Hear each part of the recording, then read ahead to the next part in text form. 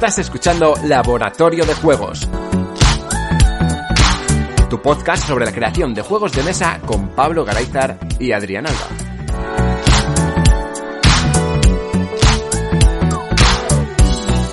Bienvenidas y bienvenidos a un nuevo programa de Laboratorio de Juegos. Yo soy Adrián Alba y como siempre tenemos al otro lado de la línea a Pablo Garayzar. Hola, Pablo. Hola, ¿qué hay? Y hoy toca turno para David con su taller y sus múltiples talleres, esta vez reales, en físico y online, y ya no es solamente en el podcast del Laboratorio de Juegos, ya hay talleres de verdad. Hola, David. Muy buenas, ¿qué tal? A ver, cuéntanos, ¿cómo va esa aventura? Pues nada, no, joder, la verdad es que está siendo fantástico, ¿no? El año pasado empezamos con un curso, este año hemos hecho 2 nuestros, pero además estamos haciendo cursos con asociaciones y cosas, así que súper contentos. También un poco llevando la cultura lúdica y sobre todo del juego de mesa a otros aspectos, haciéndolo ver como algo más habitual y como una opción de ocio muy buena y saludable. Y luego también, pues ya a nivel personal, pues intentando demostrar que se puede vivir de los juegos de mesa y no solo de editarlos, ¿no? O de diseñarlos, sino también con todo lo que hay alrededor del mundo de los juegos de mesa que tiene que ir creciendo. Así seguro, que, porque yo he intentado varias cosas y esto es imposible. Bueno, llevamos 10 años y y parece ser que empezamos a no diré a ganar dinero, pero sí a comer algún día que otro suelto. Entonces... Bueno, eso sí, a comer días sueltos, igual un día para un festivo o así, igual. Eso es, sí. Familia, hoy se come. Sí. Pasas medio año hambre, pero comes un día bien. Y nada, ahí haciendo experimentos, usando a la gente, sobre todo a la gente de laboratorio, ¿no? Como conejillos de indias, para demostrar, validar un poco todos los cursos que estamos haciendo, cuál es el temario, cuál es el formato. El último que hicimos de diseño de juegos de mesa ha gustado mucho, las críticas que hemos recibido son muy buenas. Eso nos ha animado a seguir haciendo más y ahora estamos inmersos en el de análisis, que es un poco a lo que vengo a hablar hoy. Perfecto. Pues oye, no te voy a entretener. Vamos con ese análisis. La última clase que se ha hecho en el curso, ¿cómo se llama el curso? Es el curso de análisis de juegos de mesa. Para que nadie se pierda. Exacto. Pues dale caña. Nada, vamos a hacer un poquito un resumen de lo que sería el curso, viendo qué es el análisis. Lo traigo aquí porque en el podcast llevamos ya mucho tiempo hablando sobre diseño, cómo se diseña, métodos para diseñar, un poco cosas relacionadas con el diseño, más o menos directas, pues eso, toda la psicología que trae Pablo, todas las cosas sobre educación, sobre edad, que para lo que sirven los juegos, concursos y cosas, ¿no? Que hemos hablado otras veces, todo relacionado con el diseño y, como decíamos, hay mucho más en el mundo de los juegos de mesa y una parte es el análisis de juegos de mesa, que es lo que quiero traer hoy aquí. Eso va a ayudar a mejorar nuestros diseños, pero sobre todo a entender nuestros diseños y a entender el diseño de los demás, ya sea porque nos queremos dedicar a hacer reseñas, porque nos queremos dedicar a la edición de juegos o porque, bueno, queremos seguir mejorando como diseñadores y diseñadoras. Así que vamos, si os parece, ya directamente a empezar con ello. Claro que sí. Y lo primero es, pues, definir qué es un análisis. Si nos fijamos en la RAE, que habrá gente que le guste más o menos acudir a ella, la RAE da diferentes definiciones de lo que es un análisis. ¿Vale? Por ejemplo, distinción y separación de las partes de algo para conocer su composición, estudio detallado de algo, especialmente de una obra o un escrito, examen de los componentes del discurso y sus respectivas propiedades y funciones, o una que me encanta a mí, por ejemplo, la rama de las matemáticas basada en los conceptos de límite, convergencia, continuidad, derivada e integral. O sea, como veis, análisis es, yo qué sé, todo. Nosotros nos vamos a centrar en la segunda que he leído, que es el estudio detallado de algo, especialmente de una obra y un escrito. Vamos a tratar los juegos de mesa como una obra, ¿vale? Y vamos a utilizar muchas técnicas de ese análisis de texto que hacíamos cuando éramos chiquititos en el cole o en el instituto, que nos enseñaban y nos traía de cabeza porque nunca atinábamos lo que quería el profesor o la profesora que escribiéramos, ¿no? Pues vamos a centrarnos en eso. Sobre todo porque, de nuevo, lo que queremos es llevo ya un tiempo con una pequeña cruzada personal sobre profesionalizar el sector. Entonces vamos a intentar tratar todo como una obra, con todos los agentes que están involucrados en el diseño, desarrollo, fabricación, producción, distribución y todo de un juego de mesa. Entonces vamos a analizar un juego de mesa como si fuera una obra y un texto. Porque derivadas e integrales no vamos a poner la oca y la vamos a integrar. De momento no. De momento no. Pero oye, todo se vendrá, ¿sabes? Sí. Estaría bien. Vamos a dejar la rama de las matemáticas. ¿Integras la oca? ¿Podrías decir que es un juego integral? Seguramente, claro. O sea que la integral de la oca no sé si sería, ¿sabes?, una línea recta, pero bueno. ¿Qué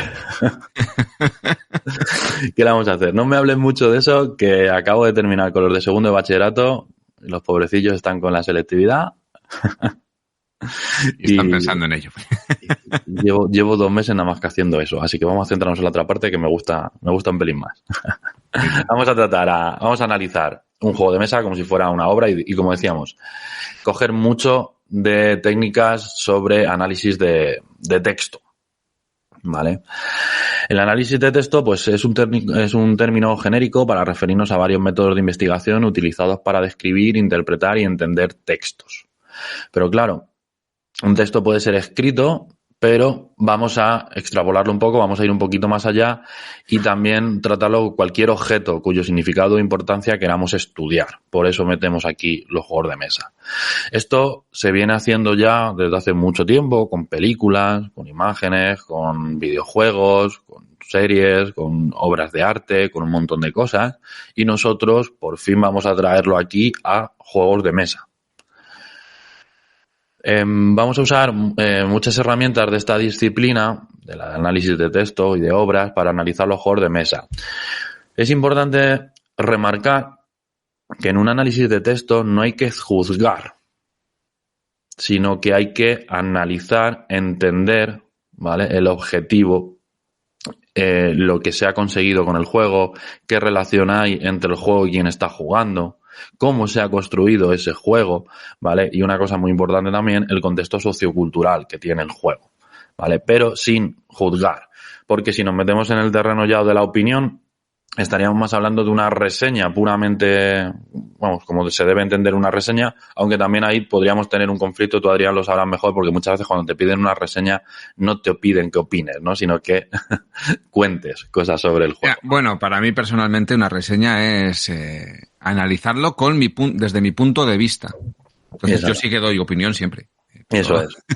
Así pero que sí, muchas veces se pone reseña y hacen un tutorial o un cómo se juega y no es así. Exactamente, así. La así reseña lleva opinión vale. Siempre. Entonces, el análisis de texto que vamos a hacer nosotros es eso, es decir las cosas que han pasado sin juzgarlas. Luego ya si queremos, pues podemos profundizar o extender ese análisis en reseñas o cosas así, porque las bases van a ser las mismas, pero en un inicio ese análisis no tendrá.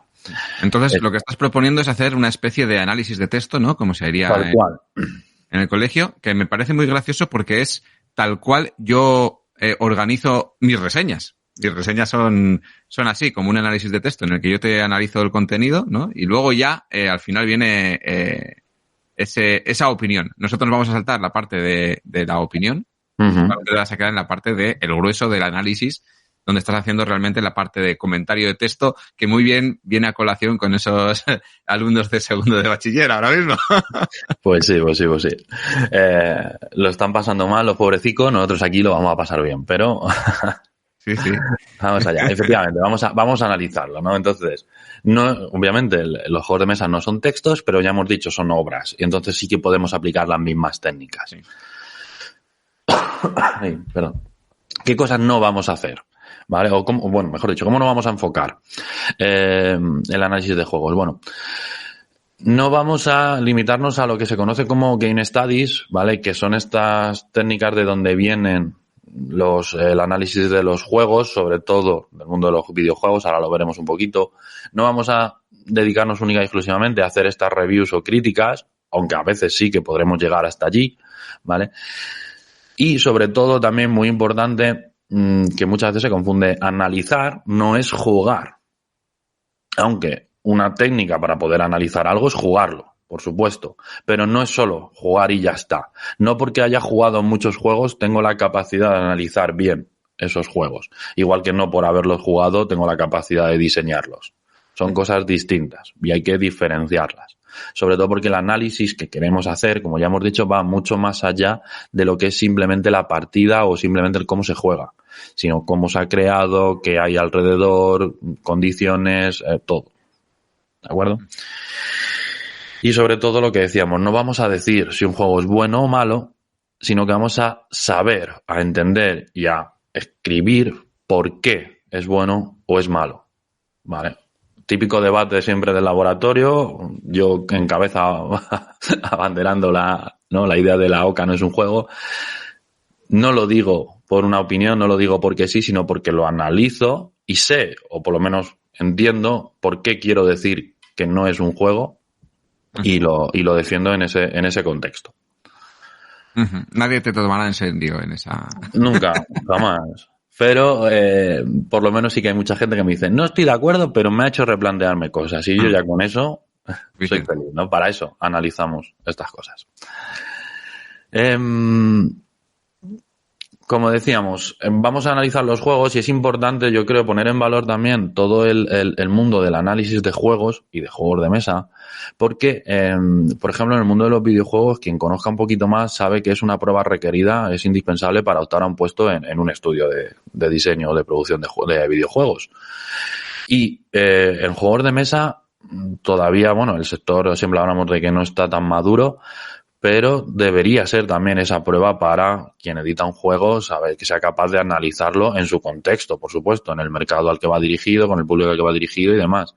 Entonces, si queremos profesionalizar el sector, tenemos que hacer que la gente sea capaz de analizar un juego de mesa y que, oye, pues poquito a poco, según se van contratando nuevos editores y editoras, pues se vayan requiriendo ciertos conocimientos sobre esto, sobre análisis, sobre mercado, sobre otras cosas, y no simplemente pues gente que pues ha jugado o lleva años diseñando y por intuición y siguiendo lo que ha ido haciendo estos años, pues es capaz de hacerlo, ¿no?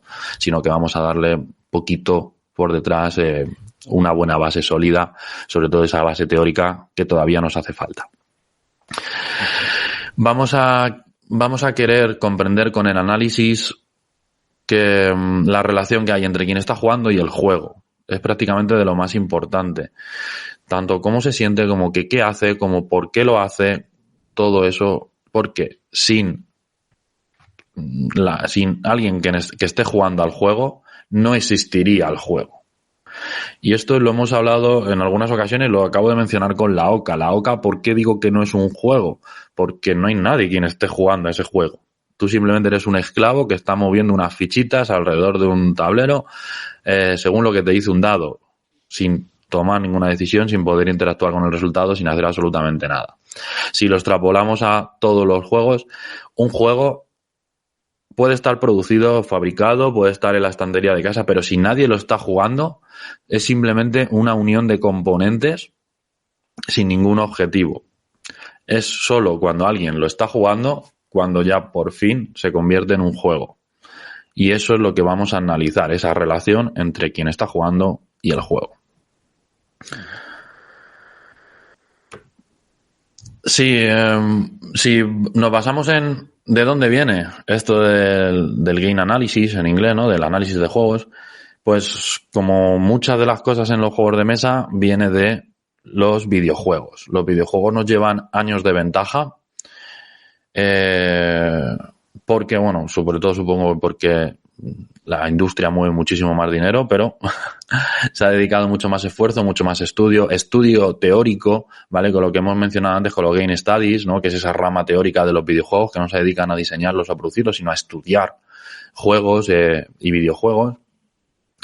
Y que pues directamente han ido sacando sus técnicas de otros ambientes, sobre todo ambientes audiovisuales, ¿vale? Y pues eso, a base de estudios narratológicos, semióticos, textuales, ¿vale? Que antes ya se usaban para el cine o las series. De hecho, cuando se empezaron a analizar videojuegos y hacer reseñas críticas sobre videojuegos, se utilizaba la misma estructura que en el cine o las series antes que en los videojuegos. Pues nosotros vamos a seguir esa línea, ese camino, y lo vamos a trasladar a los juegos de mesa.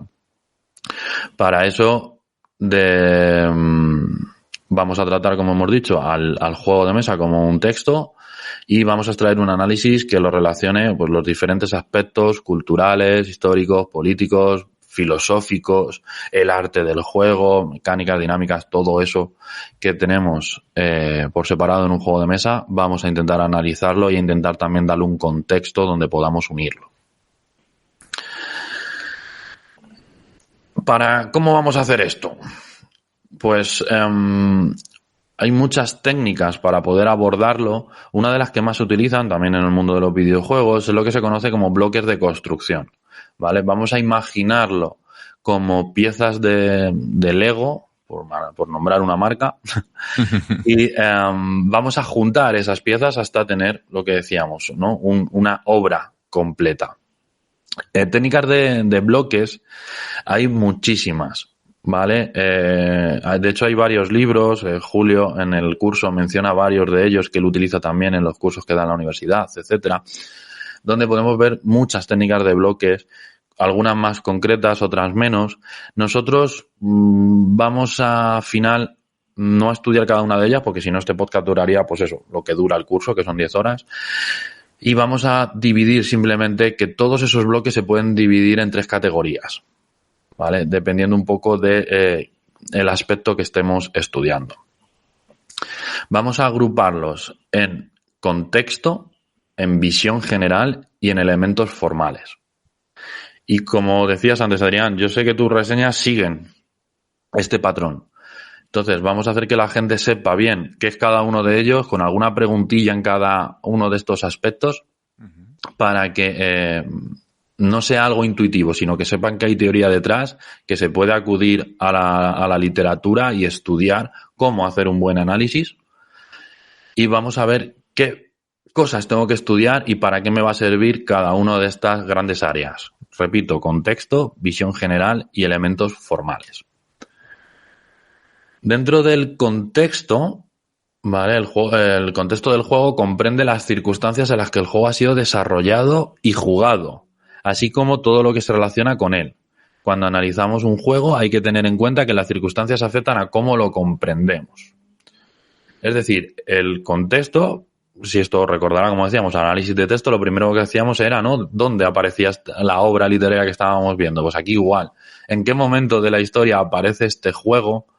¿En qué lugar se ha vendido primero? Si luego eso se ha licenciado o si no. Cosas así que afectan a cómo se ha creado, cómo se ha diseñado el juego.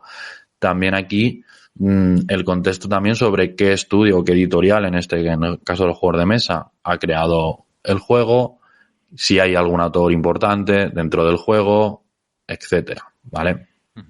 La época, no sé si lo habías mencionado también. Sí, efectivamente. No es lo mismo. Incluso, sí. Incluso el lugar donde se ha producido, que si también lo analizas también vas a tener detalles de por qué ciertas cosas son como son. Efectivamente, ¿no? El otro día hablábamos en el grupo de laboratorio precisamente sobre eso, ¿no? La producción en China, en Europa, en España propiamente, ventajas, inconvenientes, cómo más allá de lo económico pues hay ciertas decisiones, no sé si morales o, ¿sabes? Uh-huh. Que dependen de cada persona. Entonces, todo eso es importante para entender lo que ha llevado a que ese juego sea juego. ¿Vale? Pues esa simple razón de producir en un sitio u otro hace que el coste sea uno o sea otro, y eso me permite, pues a lo mejor, que las vidas del juego sean fichitas de vida o que tengan que ser 2 cartas, una superpuesta con la otra, y ir, ¿no? Deslizando. No lo sabemos. Entonces, analizar el contexto de un juego es muy importante a la hora de analizar el juego completo. Como decíamos, no solo la partida, sino todo lo que hay alrededor. A nosotros nos pasó, por ejemplo, en el juego de Autonomía Zapatista, que la impresión aquí en Europa fue con un tablero sin más, pero que cuando tuvimos que imprimir en América, pues decidieron utilizar una tela para hacer el tablero, porque era mucho más costoso hacer un tablero grande de cartón, y entonces imprimieron sobre una tela. Todo el resto de componentes eran iguales, pero la verdad es que la sensación del juego cambiaba un poco, porque era algo como, bueno, esto se puede jugar casi en cualquier lado. Te llevas una bolsita con las cartas y los tokens y despliegas el mantel, juegas y lo vuelves a recoger. Mientras que el juego europeo era más un juego al uso, ¿no? Y eso, bueno, pues fue simplemente por dónde se podía fabricar, porque era costoso también mandar todas las cajas por un viaje transatlántico que cuando se podía haber fabricado allí, y cambió mucho el contexto del juego, como bien decís. Y fíjate eso, que las reglas son las mismas, ¿no? Y en teoría la experiencia debería ser igual y no lo es. Entonces es importante a la hora de analizar no solo la partida, como decíamos, no solo jugar y qué tal, cómo funcionan las mecánicas o qué bonito es el juego, sino todo lo que hay alrededor. Aquí Julio pone un ejemplo que lo ha vivido y que es curioso, cuanto menos, ¿no? No me acuerdo si era del Puerto Rico, me parece que era, donde cambia un montón, o sea, fue cambiando según las ediciones, ¿no? En la primera edición del juego, los meeples que se utilizaban eran negros o marrones, creo que era así, eran marrones los meeples, ¿vale? Y en las siguientes ediciones, bueno, años después, porque el juego tiene bastantes años, ya los meeples eran morados, cambiaron de color. En principio parecen simplemente un cambio de color, pero cuando te pones a analizarlo te das cuenta de que el juego al final va de que los curritos están produciendo, están haciendo cosas y demás, y que fueran marrones, al final, como todo, cuando hablamos tendemos a simplificarlo, ¿no? Y no sé si os ha pasado en muchos juegos de gestión de recursos y demás, muchas veces dame hierro o dame madera, mira, dame el verde, dame el azul, y terminamos antes, ¿no? Pues antes eso, pongo mi marrón aquí a trabajar, pongo a mi negrito a trabajar, y al final eso creaba un contexto sociocultural un poco extraño que luego con el meeple morado ya no representaba, ni queriendo ni sin querer, a ninguna etnia, ¿no? Entonces, para que veáis también como muchas veces, también con la evolución propia o sea, con el avance, ¿no? del tiempo, pues también hay que ver las cosas un poquito en retrospectiva y entender ciertos cambios como se han producido. Ha pasado en varios juegos eso. Ahora, recientemente, se hizo una reedición de lo que fue el juego llamado Mombasa, que ahora es Sky Mines, quiero recordar, que lo han tematizado en el espacio, extracción de minerales en un planeta o donde sea, ¿no? Y claro, también cambiaron la temática y todo porque, bueno, era un juego basado en un hecho histórico, pero con muchos sesgos. Entonces, al reeditarlo dijeron, mira, vamos a quitar este sesgo histórico que tiene este juego, ¿no? Y vamos a darle una temática que no tenga nada que ver.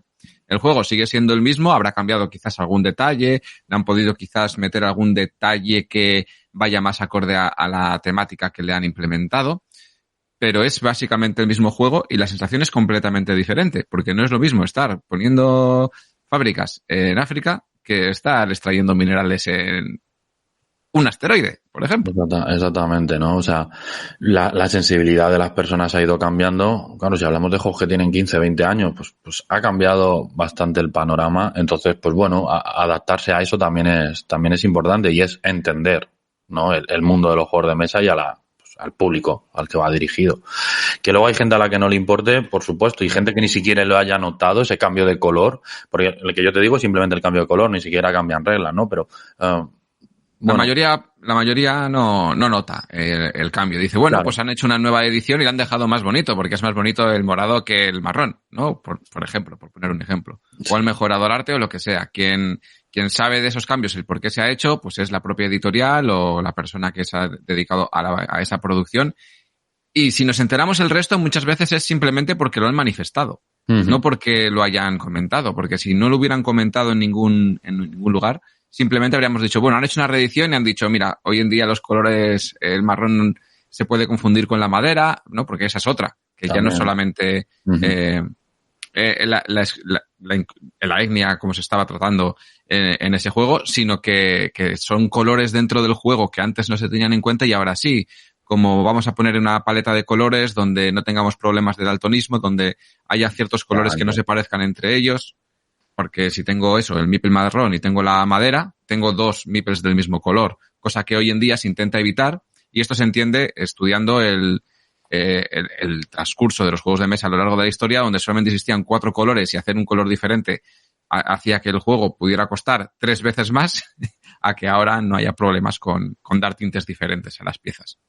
Efectivamente. Pero para que luego veamos. este tema muchas veces despierta las reticencias o dispara las alarmas de un sector que espero que sea minoritario en la sociedad, pero que existe, ¿no? Y se suele hablar de la dictadura woke, de lo políticamente correcto, etcétera, ¿no? Esta gente que se enfada cuando, rediseñas la parte temática de un juego para adaptarlo a algo que es 100% inocuo, cuando la propuesta inicial para esa gente le parecía normal, pero para otra mucha gente le parece pues 100% colonialista y 100% agresiva para ciertos sectores de la población que también están participando en las comunidades de juego y que antes no lo estaban haciendo, ¿no? Entonces, esto no molestaba a nadie cuando salió el juego, pero es que ahora sí, porque ahora la comunidad es mucho más diversa, afortunadamente, y entonces, eso hay que tenerlo en cuenta.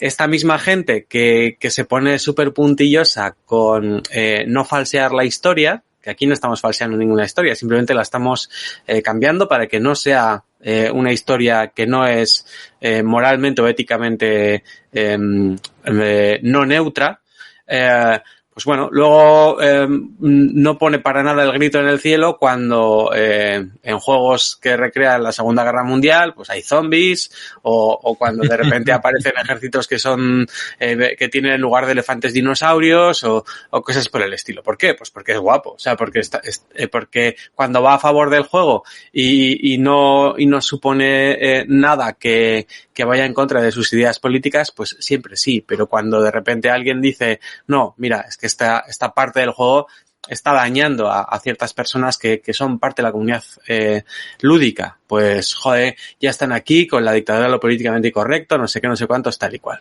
Esta gente que dice que hay una generación de cristal que tiene pues la piel muy fina y demás, resulta que también tiene la piel muy fina cuando, por ejemplo, utilizas el lenguaje inclusivo en un manual. Son los primeros en protestar. Y entonces, se ve que, el tema de que las sensibilidades a flor de piel están también por parte de esta gente que es tan dura y tan curtida y tan poco sensible a ciertas cuestiones que afortunadamente hoy sí que se tienen en cuenta, ¿no? Entonces, para mí, cuando estamos analizando, también tenemos que analizar eso. ¿Desde qué momento se analiza? No solamente el momento en el que se creó el juego, sino el momento en el que se creó el análisis. Que probablemente un análisis del Mombasa hace 15 años tendría en cuenta ciertas cosas y un análisis del Mombasa en la edición de hace 15 años pues va a ser muy diferente. Y por eso pues hay veces que tenemos que lidiar entre esos dos análisis. Cuando, por ejemplo, ves una película de hace 25 años y dices, guau, la cartelera de hace 25 años era una locura de buena.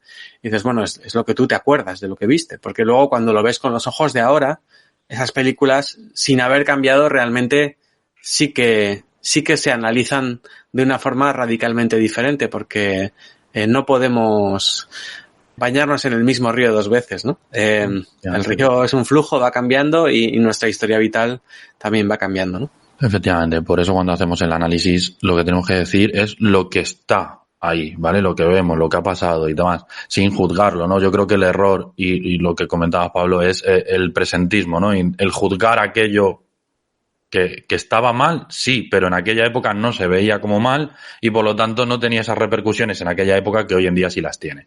Entonces, hay que decirlo, hay que verlo, antes se hacía así, ahora se hace así y ya está, pues simplemente porque las cosas han ido cambiando y si tenemos la oportunidad de ir cambiándolo y ir adaptándolo las sensibilidades que tenemos hoy en día, pues muchísimo mejor. Sí, hay cambios de hechos históricos que se hacen en los juegos de mesa, pero no es que se hagan simplemente por querer transgiversar la historia, sino porque el producto, que es al final de lo que estamos hablando, está dirigido a entretener y no a enseñar. Es básicamente la diferencia, ¿no?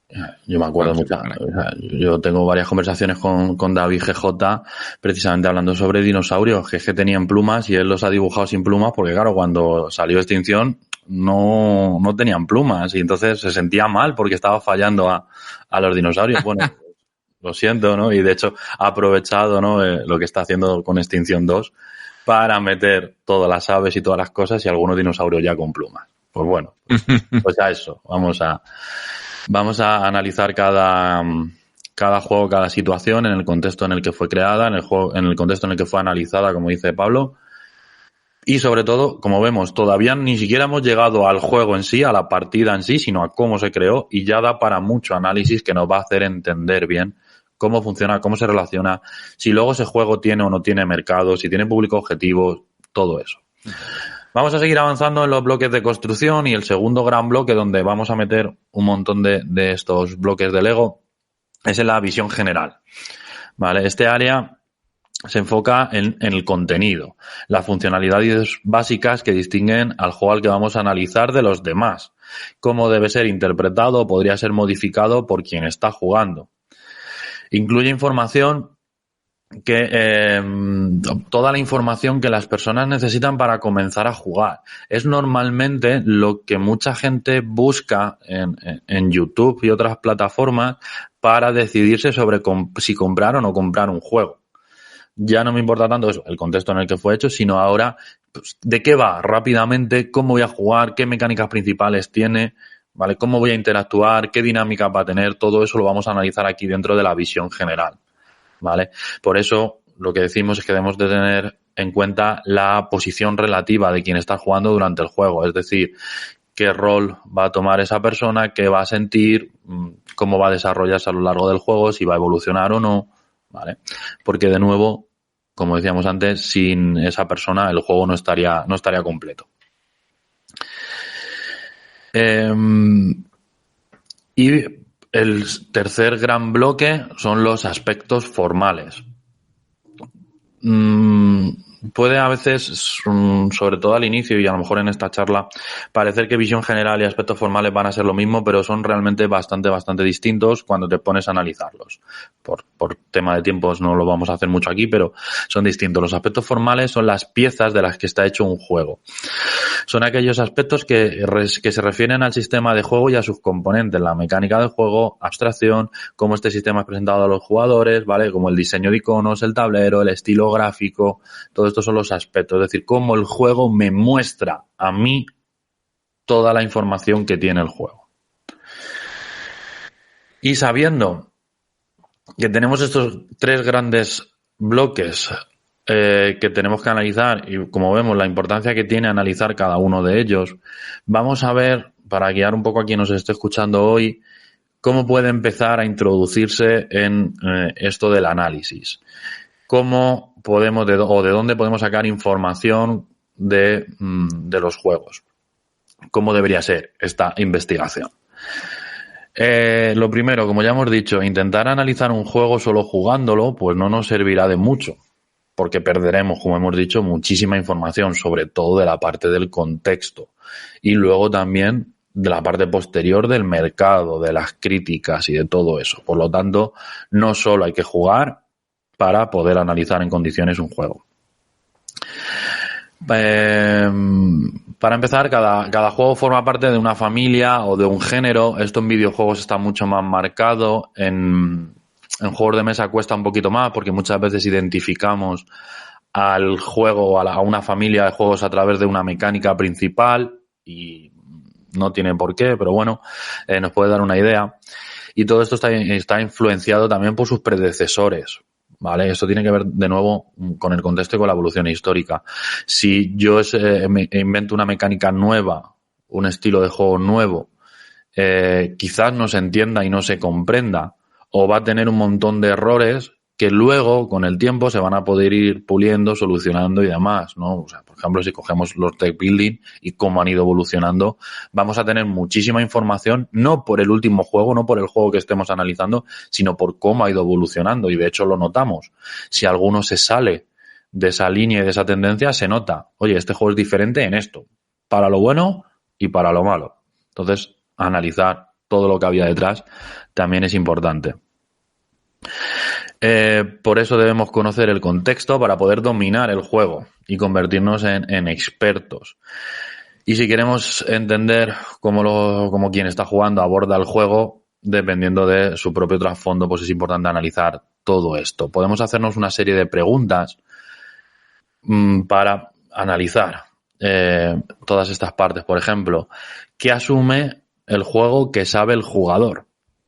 Porque muchísimas veces nos encontramos, sobre todo en juegos, ¿no?, de dureza ya pues media alta, que el juego asume que las personas que están jugando saben ciertas cosas, saben ciertas reglas, saben el nombre de los componentes y de algunas mecánicas, porque eso permite pues explicarlo de una forma mucho más rápida que no tener que ir a todo. Pero también el juego muchas veces asume que tienes ciertos conocimientos sobre la física y la vida cotidiana de la gente. Por ejemplo, muchos juegos que tienen un sistema de gravedad, ¿no?, donde las piezas van cayendo hacia abajo. Claro, en el tablero es plano, no hay nada que caiga, pero sí que podemos establecer una línea abajo y una línea arriba y simplemente decir que hay gravedad. Mucha gente ya asume que pues todo tiene que caer y cómo tiene que hacerlo. Vale, pues esa forma de relacionarse o de mostrar la información de esos aspectos formales entre el juego y la persona que está jugando, pues es importante. Y una pregunta para poder analizarla es esta: ¿qué asume el juego que sabe el jugador? También, ¿qué expectativas, qué expectaciones puede haber debido al contexto que tiene el juego? Como decíamos antes, si el juego es de cierta editorial, podemos esperar algunas cosas, y si es de otra editorial, pues seguramente nos esperemos otras. Podemos preguntarnos qué expectativas puede haber debido al contexto del juego. Como decíamos, si lo ha creado una editorial u otra, nos esperaremos una cosa u otra. No es lo mismo, pues por ejemplo aquí en España, ¿no?, que la editorial sea Trangis a que la editorial sea Maldito Game. Seguramente, sin conocer nada del juego, podamos esperarnos situaciones o juegos para situaciones muy distintas, ¿vale? Pero lo mismo si es de un autor o alguna autora ya reconocido, pues ya, como ya tienen varios juegos publicados y normalmente en una línea, pues podemos esperarnos algo de ellos, ¿vale? Pues este contexto, estas expectativas que se refieren al contexto, también podemos analizarlas para luego definir cómo va a ser el juego final. Y, por supuesto, también si el juego se aprovecha de supuestos culturales o convenciones sociales. Por ejemplo, viendo la caja de un juego, vamos ya a ver o podemos intuir de qué va a ir el juego y sobre todo en qué situaciones vamos a poder utilizarlos, ¿no? Julio ponía este ejemplo también el otro día en las clases. Si vemos un juego, la caja de un juego que tiene pues eso, la gente con matasuegras, ¿no?, con confeti, con cosas, pues vamos a saber que es un juego tipo party casi seguro y que lo vamos a pasar bien y que la intención del juego es que nos divirtamos de una forma de risa, sino a través del entretenimiento, ¿no?, más lógico. Cositas así, entonces podemos ir viendo, ¿no? Si vemos un paisaje, si vemos ciertas cosas, eso ya sabemos que el juego va a ir de ciertas cosas, nos va a prometer algunas cosas y fijaros, de nuevo, estamos sacando un montón de información y analizando el juego sin todavía haber llegado a la parte de jugar, ¿vale? Y como comentaba Pablo, una fuente de información importante también para poder analizar un juego es saber y ver lo que ya se ha dicho sobre ese juego. Si hay reviews, si hay comentarios, si hay blogs, si el autor tiene tiene un blog de diseño, ¿no?, que últimamente pues se ha puesto más de moda y podemos ir viendo la evolución, cómo se ha hecho. Si quien lo ha creado pues tiene redes sociales activas y va contestando a comentarios, a dudas, a cosas, todo eso nos ayuda a saber si tenemos, qué juego tenemos y poder analizar toda la información que podemos sacar de él. Y también, súper importante, no solo de lo que haya, sino también si notamos que falta. Si hay falta de comentarios, si hay falta de reviews, si hay falta de cosas, eso también nos va a dar mucha información del juego. Porque quizás pues se produjeron muy poquitas copias, no hubo mucha difusión, no hubo una posible inversión en cuanto al marketing y a la publicidad que se hizo del juego, no ha llegado a la gente, por lo que sea, o no ha gustado y por eso han preferido no hablar de él, cosas así. Pues también podemos sacarlos de ver si hay o no hay información sobre el juego. Y por supuesto, ¿de dónde podemos? Una vez que ya tenemos el juego, ¿vale? Porque todo esto lo podíamos haber hecho, como hemos dicho, con esa búsqueda en Internet, que lo sabe todo, y metiéndonos en diferentes sitios.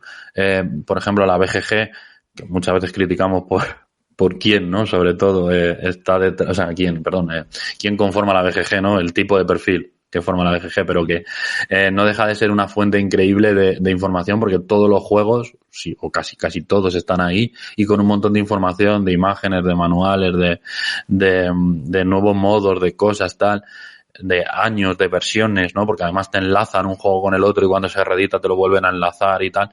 Y entonces, pues todo esto que hemos ido hablando, pues, por ejemplo, la BGG nos permite sacar toda esa información en un mismo lugar. Pero vamos, si no, Google siempre podemos ir ahí buceando en todo ese mar de información y sacar cositas. Pero bueno, si ya tenemos el juego y lo tenemos en nuestras estanterías y lo vamos a jugar, pues también podemos sacar mucha información sobre directamente de la caja y el manual. ¿Vale? Por ejemplo, las instrucciones, en cuántos idiomas están, ¿vale? Eso también nos va a dar un poquito idea de la perspectiva que tenía, ¿no? La editorial o quien sacó el juego, de que llegara a unos países o a otros, si había invertido más o menos dinero. Se nota si las traducciones están hechas por gente que sabe redactar y por gente que sabe el idioma. Y ya no solo gente que sabe el idioma, sino que sabe el idioma y sabe jugar, porque se nota mucho. Todo eso, ¿no? También la fecha de lanzamiento, si hay diferente enfoque por países. Por ejemplo, cuando cogemos la caja de un juego y vemos que han traducido el título del juego, o que hay alguna ilustración que ligeramente la han cambiado, pues todo eso nos va a dar información de todo el contexto del juego. ¿Vale? Y como decía antes, yendo a notas de prensa y anuncios, nos va a dar pistas sobre el marketing y el público objetivo. No es lo mismo sacar la información quizás de la BGG o pues de un blog de viajes donde recomiendan juegos, ¿no? Económicos, en el sentido de que son más baratos o porque son de bolsillo. Pues las notas, los anuncios van a ser diferentes, la información que me voy a encontrar es diferente. Y si solo encuentro información en uno de esos ambientes, pues eso también me va a dar información sobre cómo ha ido evolucionando el juego en lo que es su distribución, su fabricación, etcétera. Y por supuesto, con blog y charlas, si se habla mucho del juego, si no, si ha recibido premios, si se ha hablado en alguna tertulia y cosas así, nos puede también dar información sociocultural del juego y detalles internos del juego. Como decíamos, todos esos blogs de diseño que últimamente pues se llevan bastante. Pues oye, también tenemos ahí mucha información y muchas veces preguntando a un autor, ¿no? Y luego, como decíamos, intentar no solo verlo con la pieza final que tenemos en las casas, sino con todo lo que ha habido antes. Por poner un ejemplo así un poquito más cercano, el juego de El Rey Paparajote, pues si tú lo ves, pues al principio ese juego era de Murcia. Porque quien lo creó era de Murcia, se movía en el ambiente de Murcia, lo hicieron sin editoriales, sin distribuidoras ni nada, y se movía por Murcia. ¿Quién lo compraba? Murcia. ¿De dónde eran las reseñas? De Murcia. ¿De dónde? ¿Quién lo conocía? Murcia. Y poquito a poco se fue extendiendo y poquito a poco se fue, bueno, a toda España, a todo el mundo y viven de ello. Montaron su propia editorial y montaron su cosa. Pues estudiar también esa evolución y ese análisis del juego, del contexto y de cómo ha ido creciendo, nos permite saber muchas cosas. Y además El Rey Paparajote, por ejemplo, es un muy buen ejemplo porque es que es la cultura, ¿no? de Murcia. Entonces también entender eso te da también muchas pistas sobre de qué va el juego y cómo se juega. Y esto es lo que yo tenía preparado para hoy, ese mini resumen de lo que es el curso que estamos realizando. Y pues eso, sobre todo que la gente sepa que no solo diseñando y no solo escuchando sobre diseño se aprende a diseñar, sino que también hay otra vía. Y para quien el diseño a lo mejor no le termina de convencer o está muy, ¿no? O sea, está muy frustrado porque no llega a publicar, porque sepa que hay otras vías para seguir en el mundo de los juegos de mesa y que todavía están por explorar y que hay que ir profesionalizando y hay que ir trayéndose mucha teoría de otros ámbitos donde ya llevan años y años haciendo esto mismo. Sí, pero no todo es publicar, ¿eh? Que hay mucha gente que solamente busca publicar y no es... lo bonito es el camino que estás haciendo, cómo estás creando ese juego. Si tu objetivo es publicar, pues bueno, ánimo con ello, seguirás adelante y al final acabarás publicando si tu objetivo es publicar, siempre y cuando escuches todo lo que te tiene que contar por el camino, veas todas las señales que te indiquen lo que tienes que cambiar de tu diseño para que eso sea un producto, porque no hay que olvidar que el juego, para que sea publicado tiene que ser un producto, no un juego solamente. Y con esto que hemos hablado hoy se ve muy clara la diferencia y eso, y hacerse esas preguntas que hemos ido haciendo es importantísimo, porque te va a ayudar a entender qué tienes, qué quieres, qué esperabas y cómo cambiarlo. O sea, que y cómo está evolucionando el mercado ahora, ¿no? Porque ha cambiado mucho en esta última década, que es la más fuerte que hemos tenido en juegos de mesa, por lo menos en España.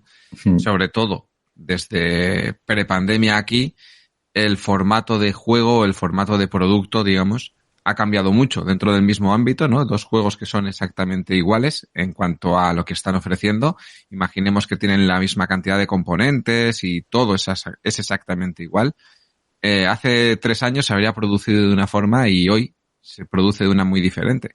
Seguramente buscando un modo más económico, un modo más compacto y algo que hace 2 años sería todo lo contrario. Cajote, bastante aire dentro, todo sobreproducido, que el juego cueste, me da igual que cueste 30, 50, 80 o 100, ¿no? Y son detalles que hay que analizar que van cambiando año a año según, sobre todo en los puntos clave, como son las ferias de Essen, por ejemplo, o la Gen Con de Estados Unidos, pues también ves reflexiones que han hecho las editoriales y ves cómo han ido evolucionando sus productos para adaptarlos a los nuevos tiempos, porque ya tienen todo el análisis del mercado, ya saben cómo hacer las cosas y además, bueno, se mueven con las producciones y demás, que es mucha información que te van a estar dando cada año sobre cómo hay que ir orientando los juegos.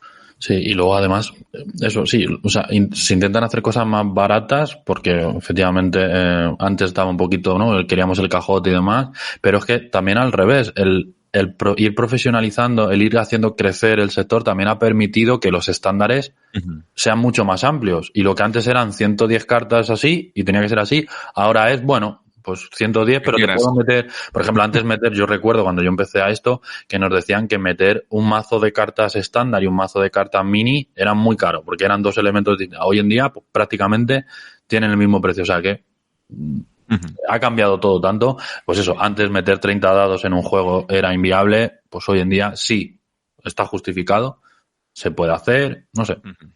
Saber, sobre todo eso, saber. Sí, ya nos estamos saliendo cuando empezamos este podcast, la regla de las planchas de las cartas era una norma que había que seguir sí o sí, y hoy en día te da igual, ¿no? Puedes tener una carta más, una carta menos, 7 más, da igual. Ahora existen formas de producir eso sin coste adicional, al número de cartas que casi quieras. Igual hay algún margen, ¿no? Pero tienes mucha más libertad. Eso. Así que de nuevo, pues eso, analizar, saber dónde estamos para poder hacerlo mejor.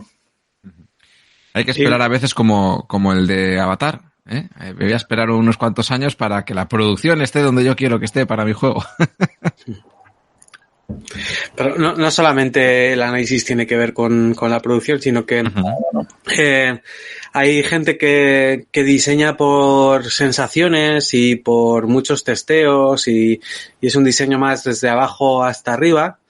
Y hay otra gente que diseña, igual me incluyo en este grupo, más por análisis de juegos similares, cosas que quiero encontrar en mi producto, en mi juego, y que la gente haya hecho análisis en profundidad ayuda mucho a pues auparte en hombros de gigantes en lugar de tener que recorrer el camino lúdico de probar todos esos juegos, conseguir las sensaciones, extraer una especie de factor común de todos ellos y demás, ¿no? Entonces, cuanto más profundos sean estos análisis que se van a ir generando, mucho más fácil también va a ser ponerse más o menos al día. Si bien va a ser un poco una mirada muy desde arriba, pero va a ser mucho más fácil encontrar qué cosas se pueden traer de otros juegos sin haber tenido que jugar pues a 25 juegos de la misma mecánica o a analizar pues qué es lo que se ha hecho en una temática concreta o cómo algunas dinámicas de juego se pueden generar con diferentes componentes o con componentes similares o lo que sea. Cuando David nos da las gracias por haber traído algún nuevo vocabulario a el mundo del diseño de juegos, que bueno, no es nuevo, sino que casi siempre son préstamos de otras disciplinas que ya han tenido que desarrollar ese vocabulario para que podamos hacer análisis un poco más pues meticulosos.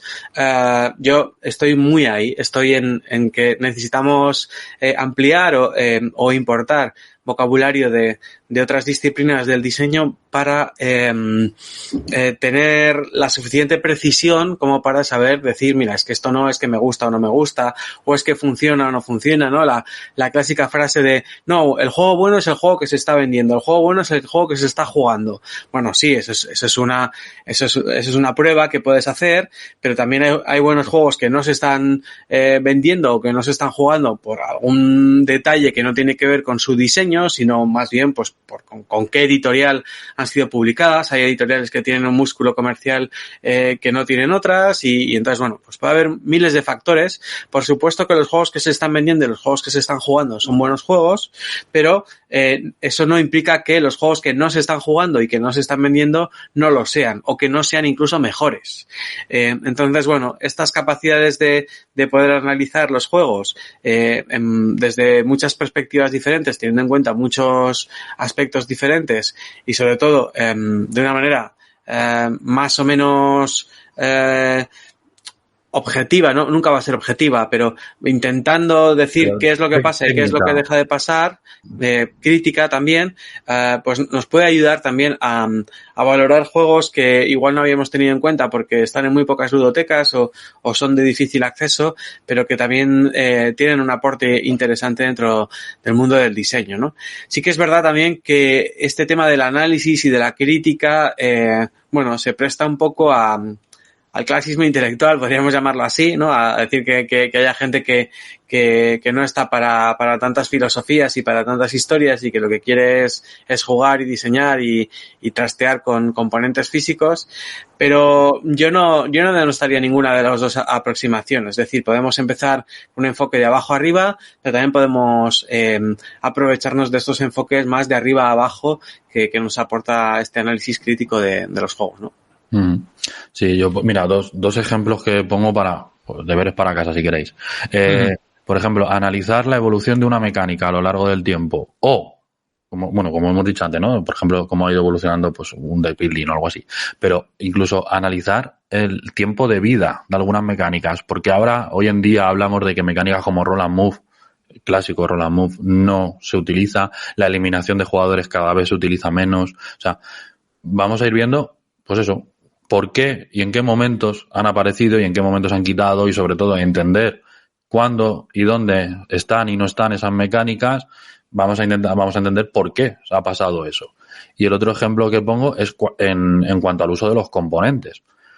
Cómo ha explotado el uso de los componentes en los últimos años. O sea, antes los dados eran una cosa de azar puro y duro, a cómo se empezaron a controlar el azar dentro de los dados, a cómo esos dados ya van con ciertas probabilidades fabricadas de casa, que es un tema que le gusta mucho a Paco, a cómo esos dados se utilizan ahora como trabajadores, a cómo ahora esos dados tienen colores y formas y cosas que representan cosas distintas, a cómo ha ido evolucionando el uso de los componentes. Por ejemplo, a mí uno de los que más me flipa es el tema de las láminas transparentes, ¿no? Como antes no había, luego empezaron a ver que eran simplemente superponerlas y formar imágenes nuevas, a cómo cada vez se le da más uso, distintos usos a a esas imágenes transparentes, ¿no? O sea, a esas láminas transparentes. O sea, eso es análisis, analizar todo lo que hay alrededor del juego, todo lo que tiene dentro del juego, cómo el juego interactúa con quien está jugando, todo eso es análisis de juego, que es lo que quería un poco expresar aquí, y cómo todo eso es súper importante para, como decimos, simplemente a nivel teórico conocer las cosas, pero también a nivel práctico saber diseñarlas o hacerlas mejor, o saber editar o saber hacer reseñas o lo que sea. Pues hasta aquí el programa de hoy, ¿no, David? Por mi parte, sí. Nos ha quedado completito. Decías que poquito, pero mira, hemos analizado bien todos los aspectos que has traído. Nunca mejor dicho. Sí. Ahí. Nos hemos retroalimentado. Pues muchísimas gracias, David, por traer este programa. Recuerda a la audiencia dónde puede encontrar el curso. Bueno, pues el curso a través de las redes sociales de Dandra y de nuestra página web vamos anunciando cada vez que se abren inscripciones para los diferentes cursos. La idea es repetir año tras año los cursos, tanto estos que son, digamos, en directo, ¿no? En vivo, aunque se pueden ver grabados, como luego empezar a crear una plataforma de formación ya pues bastante más grande, donde puedas consumir vídeos, ¿vale? O sea, cursos completos, pero quiero decir, a cada uno a su ritmo, y luego haya cursos en directo, y luego haya pues material adicional como libros y cosas que también se pueden adquirir. Así que, sobre todo, pues al final, en las redes sociales es donde se va la gente enterando de todo. Por supuesto, siempre colaboramos con Laboratorio de Juegos, así que también en el grupo de Telegram van a tener todo, y dentro de la asociación Ludo, porque al final es donde nos movemos, claro. Todas las redes sociales de Dandra siempre están en la caja de información de todos los programas, así que podréis entrar ahí en cualquier programa y llegar hasta ellas sin ningún tipo de problema. Muy bien, pues vamos a finalizar hoy el programa de Laboratorio de Juegos con David, su taller. Esperamos que nos traiga más talleres para la temporada que viene, porque, Pablo, queda poco para esta, ¿verdad? Sí, estamos ya en el descuento casi. Y sin casi. Nos vemos en el siguiente programa de Laboratorio de Juegos. Hasta luego. Adiós. Puedes seguirnos en las redes sociales, Instagram y Twitter, laboratorio_POD. También puedes escucharnos en YouTube, iVoox, Spotify y Google Podcast. Laboratorio de Juegos.